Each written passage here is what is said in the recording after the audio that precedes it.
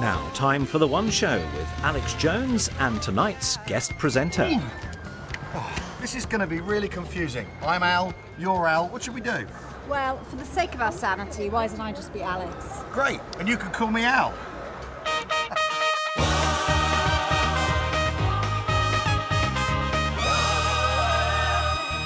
Hello and welcome to The One Show with Alex Jones. And to help us get that Friday feeling, it's Al Murray. Al, welcome. Thanks for having me.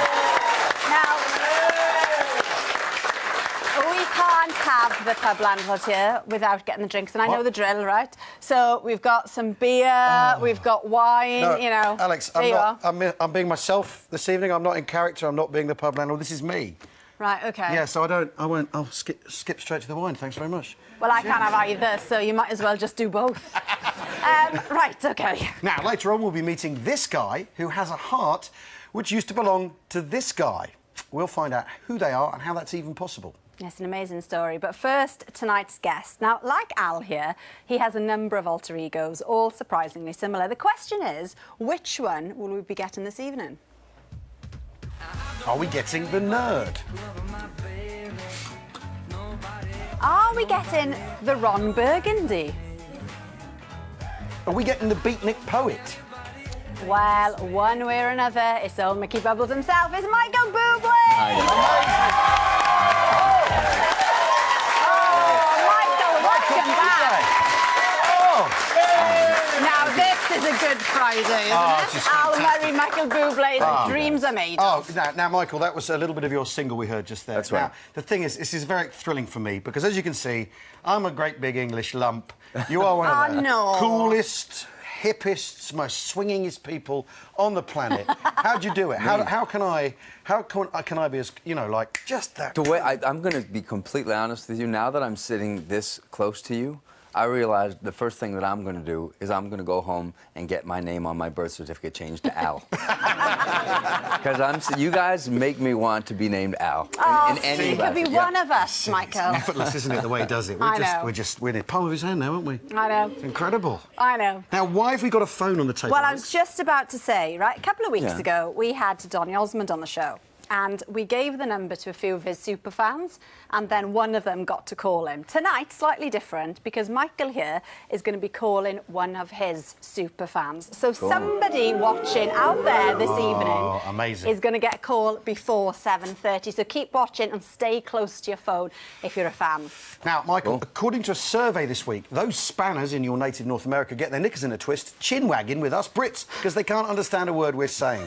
But are we any better at understanding them? Well, that's in Tommy's wheelhouse. So we sent him out to talk turkey. I'm so confused. It seems as though some of our friends across the pond are still a little bit confused about many of our most loved phrases. So I've taken to the streets of London to see how much we know about theirs. Up the wazoo. No idea whatsoever. Up the wazoo. Is that like up a creek without a paddle? It's not. It means something's gone wrong. Wazoo means like a shirt you really like, and like you convert it to like a zoo or criteria. Yeah. I think you are well and truly up the wazoo. Down the Swanee, I've heard of. Up the wazoo is to have lots of something. Look at all these books. Books up the wazoo everywhere you look. John Hancock. Like another word for a jacket or something. Oh, like, bit nippy outside. Should we put our John Hancocks on? I would say I've got no idea what you're talking about. If I said, OK, let's seal the deal, let's put our John Hancocks on paper. It's a signature. Yeah, it's a signature. Lay an egg. Lay an egg? No idea. Hey, let's get together and let's lay an egg and let's see if we can solve that problem. Made a mistake? Yeah. Like I just messed up big time. Oh, God, he laid an egg. Laid a right egg. So, we're clearly baffled by North American phrases, but are they really that confused with ours? Having a chin wag. Being pretentious. Yeah. Because you're chinning up on someone, right? Who are you to wag your chin over me? Right, okay. Spanner in the works. What's a spanner? Crumpet. So you call somebody a crumpet? I didn't call you a jerk or anything. No, you didn't. You have teas and crumpet, right? then you might say, hey, each of you two are a little bit of crumpet. Does that mean good looking? Yes, it does. Oh! That's pants. What do you think the phrase, that's pants, means here in the UK? It could be cool. Just good. Yeah, that's great. Or maybe something really bad. Right. Spilling a drink. Spilling a drink on yourself. What is it, man? That's pants. It's funnier when you say it. Well, the chat here has been very interesting. Now, we found out what a wedgie is in Canada. Oh, yes. What is it, Michael? Well, it's so strange, I know, because you'd call it a wedgie, right? When you pull the underwear. Yeah. You know, when we would say a gaunch pull. A gaunch pull. For a girl, we'd say it's a ginch pull. It's not attractive. The word is so not attractive. Okay. Now, Michael, you've got a new album out. There it is. I do. Look at this amazing trick that Michael can perform. Hair today, gone tomorrow. It's fantastic. Look at that. Incredible. Now. And they're all that size as well. Am I right in believing this is a bit of a departure for you because you produced the album yourself? Yeah, I mean, it was, you know, I really wanted the chance to take control and to really make the record of my dreams. And to do that, I needed to write with more writers and take control by producing. And so what I did was I basically made a record where I wanted to make the standards in the jazz songs more authentic than they'd ever been. And at the same time, I wanted to write better pop songs. I wanted to show growth without ever alienating the many people who have been kind enough to invest in me. And I suppose, you know, the previous albums, you were saying yourself, lots of people had worked in them. And this time, it was a bit of a less is more approach, I suppose. Yeah, I think, you know, it's not like what people are going to get is something different. I haven't turned into Bieber or something else. We needed not worry. There was good old bit of swing in there. You know, I think that what I wanted to do as an artist, and what we all probably want to do in these chairs, is be as honest as we can be. Because not always. Okay. I read you drew inspiration from, of all things, the NWA Straight Outta Compton film. As you would think I would. No, I thought it was a great movie. I thought it was a great film. But it wasn't about the music as much that inspired me as it was the environment that these gentlemen created, in which they could really tell their story, and they sort of supported each other through it. It's obviously very complicated, and there's tones that weren't part of the inspiration, but definitely the movie sort of made me want to kick it up a notch. And so instead of going with the big killer producers, I did it with the gentleman that I've shared the stage with for the last 16 years of my life. Yeah. And we're very proud of it. And there's a bit of rap in there, but we think, I think definitely that you can booblify any song and make it a bit Christmassy. I'd go as far as to say. You went too far. I mean, way too far. Could you booblify this tune, for instance? You gotta fight for your right. Is that doable? It is one of my favorite songs. So would it be? You wake up late for school, man, you don't want to go. You ask your mom, please, but still she says no. That's it. You missed two classes and no homework. Yeah. That's it. He's got it. Yeah. But your teacher preaches class like you're some kind of jerk. Everybody gonna. You gotta fight, gong, gong, for your right, hey, to party. The key is not booblicizing it, because what you're talking about is taking something and turning it into like a jazz swing tune, and that's just cheesy. Okay. So when we sing it like that, though, and the audience is drinking, and that's beautiful. That to me is a booblicized I think that with Sleigh Bells would have been perfect, actually. You're doing a special for the BBC. Is that I also know. You see, I've read the notes. Yeah. I mean, you can imagine what a massive honor for me to be able to have that opportunity. And I know I saw the Adele special, and I thought it was incredible, and look how beautiful. Well, this is on next Thursday on BBC One, and you get to sing, you chat with Claudia, love Claudia. I mean, what a treat. Yeah, what a treat for me to do it. Truly, Claudia Winkleman stole the show.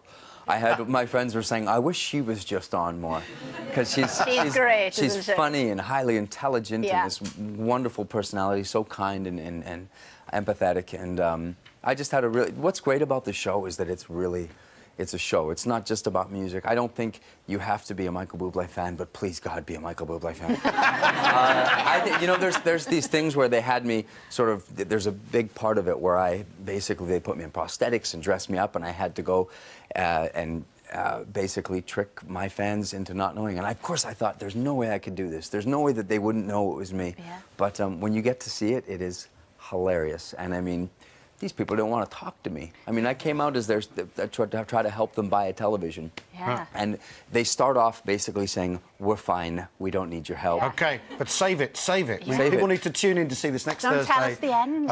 8 o'clock Thursday next week. Yeah. Late at the It's gonna be BBC. great. No spoilers, no spoilers. Right, now then, it's time to tell the story of these two guys.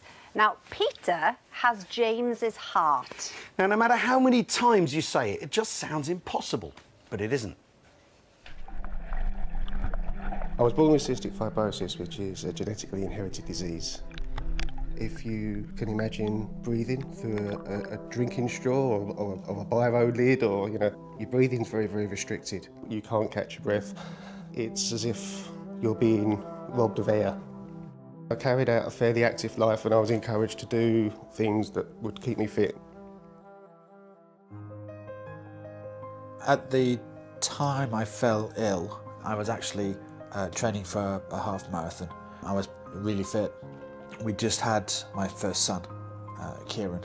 I was enjoying life, doing really well at work, just enjoying everything. I caught a cold or flu from somewhere, and it started getting worse and worse, and the cough was making me physically sick. I had a condition called dilated cardiomyopathy,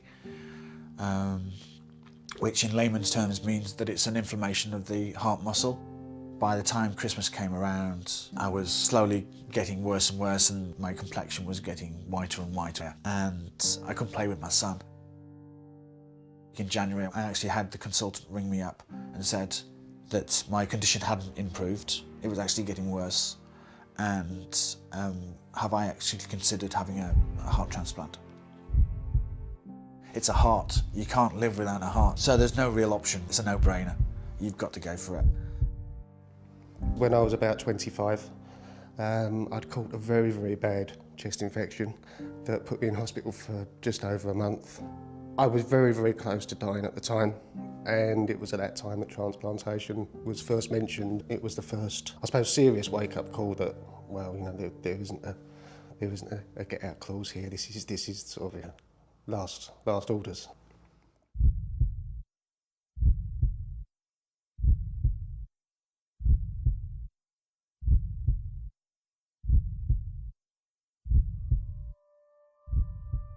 The transplant coordinator took us to one site and said that it was going to be a domino operation. And so we actually asked, what's a domino operation? And she said, well, it's actually from a live donor. Because of the technology at the time, or the medical knowledge at the time, any lung transplant was always going to be a heart and lung transplant.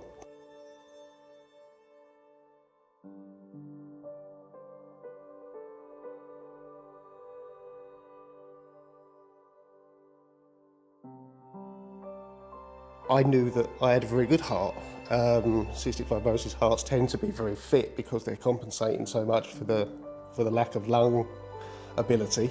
Which meant that his perfectly good heart that he used to use would be up for another transplant into someone else, which was going to be me.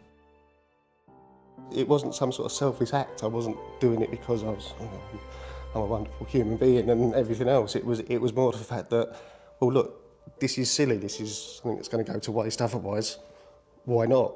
You know, someone's been fantastic enough and generous enough, and the family's been wonderful enough to allow me to have a chance. Least I could do is kind of, you know, hand the favour on. I was in transplant clinic, waiting to see the doctor. Peter was just sitting next to me, and for whatever reason we got into conversation. I knew mine was a domino, and Jamie knew his was a domino. And we both realised that we was done on the same date. He said, "Oh, right, okay. Hang on a second. I think you've got my heart." Peter and I became friends, and we shared a common interest in sport. Me and Jamie keep in touch frequently now, and he's actually the godfather to Henry, my youngest son, because without the transplant, Henry wouldn't have been around. So we thought it was quite fitting that he'd be Henry's godfather. So, for the third time, Peter, you've got James's heart. Yeah. The one previous owner, not too many miles on the clock. This is the, well, hopefully not too many miles. This is anyway. the most extraordinary thing. I mean, we watched these films earlier in the day, and each time I watch it, it's just completely mind-boggling. I mean, what it must be like for you. My wife tends to say to people, "Oh, Peter's had a transplant, and his donor's still alive," and they know that I've got a heart transplant. And you sort of, you see him thinking about it, and then suddenly 10 seconds later, go, "But how does that happen? How does it work?" Yeah. And then she's got to go through the whole spiel that, you know, he's had a cystic fibrosis and needed a lung transplant, and at the time it was easier to operate with a heart and lung at the same time than it was just with the lungs. Yeah. And it's fantastic, Michael, that we were saying that they've become really firm friends out of the whole process, because it was quite a while. You were saying it was 16 years ago. Yeah. But it's a medal-winning heart that you've had there, isn't it? Because you've won tons of medals. I have, yeah. With James's heart. Now, the question is, do you share them? We share, Yeah, do you he share actually the claims medals? them as his, because it's his heart. Yeah. Shall we have a listen to see how the heart is doing? I mean, because you've probably never heard it, James, have you? Since it left your body. No. Right. No. Now, we don't know whether this is going to work, right? Okay. But good old stethoscope. It's attached to a microphone. Michael, if you just pass it over. Fantastic. There you go. We'll have to be very quiet in the studio. Oops. It's the first time I've done this as well. All right. Believe it or not. So place it on your heart. Go on then. Oh, it's like professional. Actually live. Yeah. We can hear it. Yeah, you can hear it. There you go. Still working. Is it crazy to me? Is that the same rhythm as Fight for Your Right to Party? It certainly is. You can hear he's swinging right there. Yeah, works well. That's amazing, you guys. Brilliant. What a story.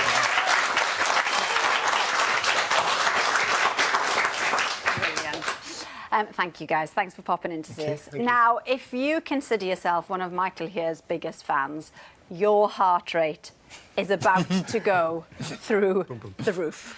In a minute, Michael's going to make a call, and it could be your phone that rings. Yeah. Now, Michael, you got some clues as to who it might be? Yes, I do. Clue number one.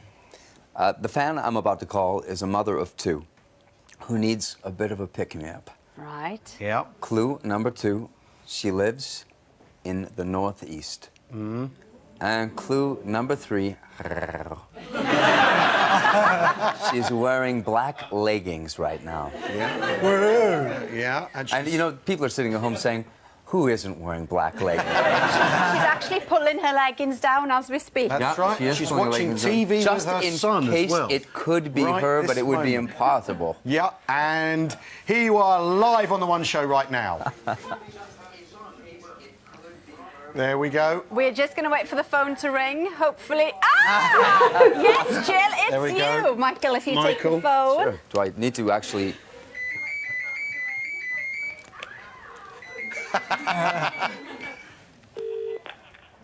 Hello? Hello, it's Michael Bublé.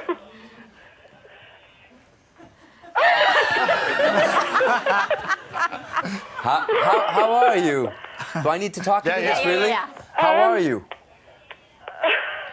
I'm okay, thank you. I'm recovering from breaking my leg. Oh, the way you're breathing, it looks like I might have to give you a heart, too. I'm so, you know what, I'm so happy that I got to talk to you. I heard you were a little bit bummed, and that I just wanted to call and give you a little pick-me-up and tell you that I loved you and I'm thinking about you and that I hope that you're well. Oh, that's wonderful. Oh. And that I love your black leggings. Oh, thank you. And I have pulled them down. We could see you doing that. Would you like to invite her to something special? You know, as a matter of fact, can I invite you to something special? Can. Okay. Then what I'd like to do is I'd like you to join me at the BBC Music Awards. Would you come and be my guest? Be my guest, be my guest. Put my BBC magic to the test. There we go. Fabulous. Oh, thank you. Okay. Thank you, Jill. We'll see you there. What a lovely surprise. Amazing. I can hang up now.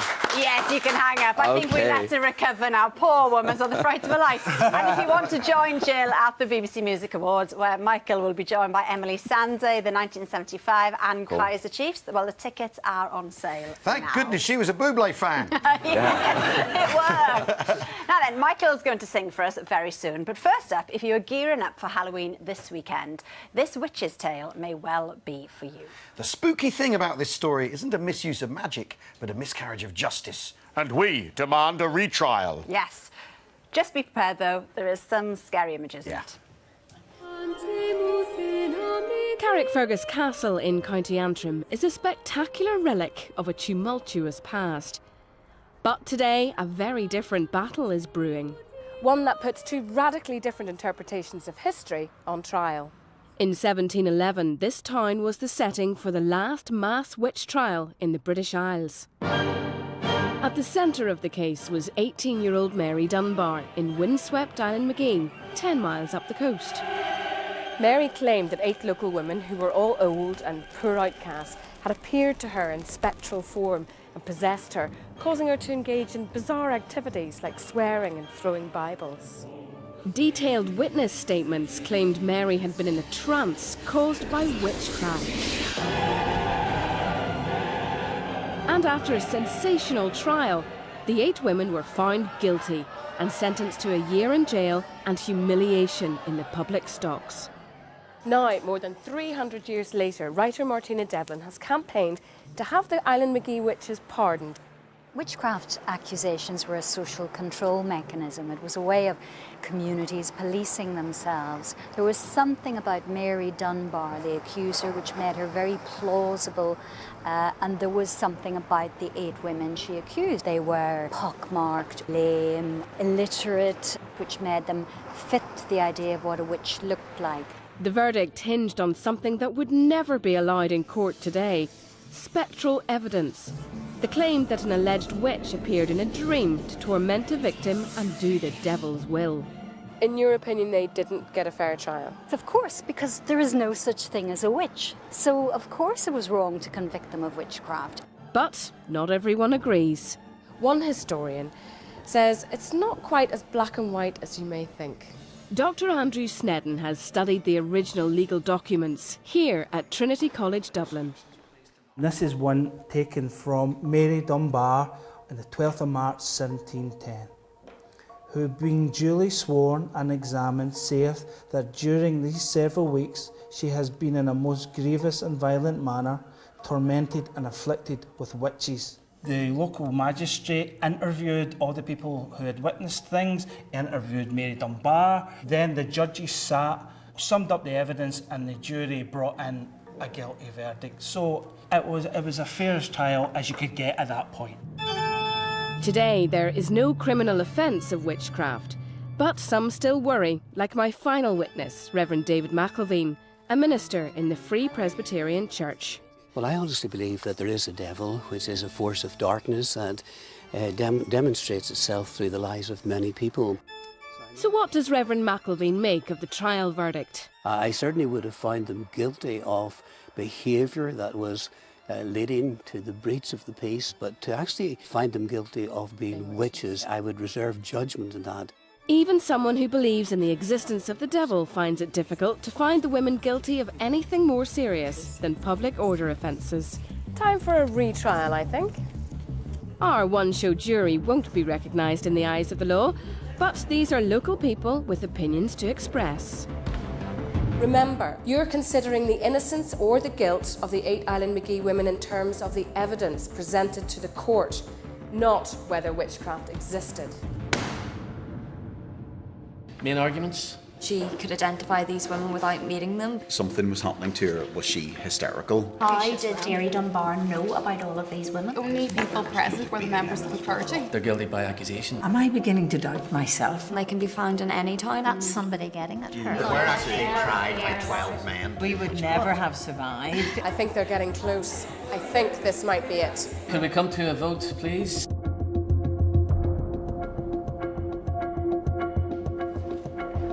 Do you have a verdict? Yes, we do. We, the jury, find the Island McGee witches not guilty. So there you have it. A retrial of sorts and a new verdict. Maybe the witches of Island McGee can now be referred to in some quarters as the women of Island McGee. Well, that's all for tonight. Big thanks to you, Al. It's been lovely. It's a pleasure. Michael's album, Nobody But Me, is out now, and here he is with God Only Knows. I may not always love you, but long as there are stars above you, you'll never need to doubt it. I'll make you so sure about it. God only knows what I'd be without you.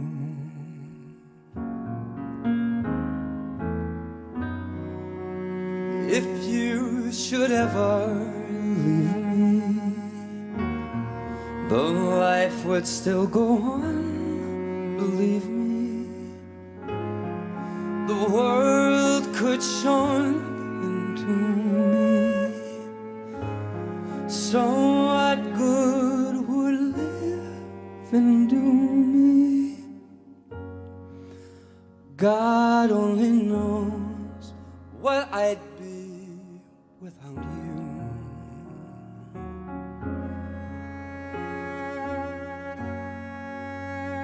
God only knows what I'd be without you.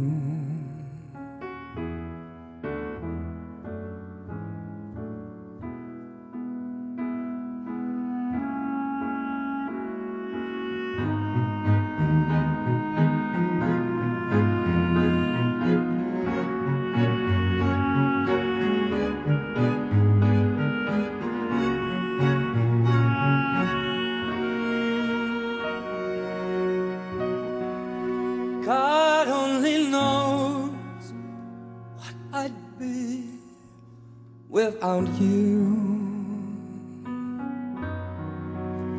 If you should ever leave me, then life would still go on, believe me. The world could show nothing to me. So what good would living do me? God only knows what I'd be without you.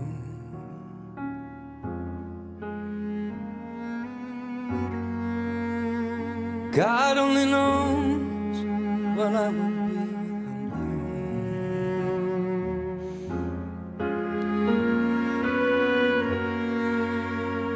God only knows what I'd be without you.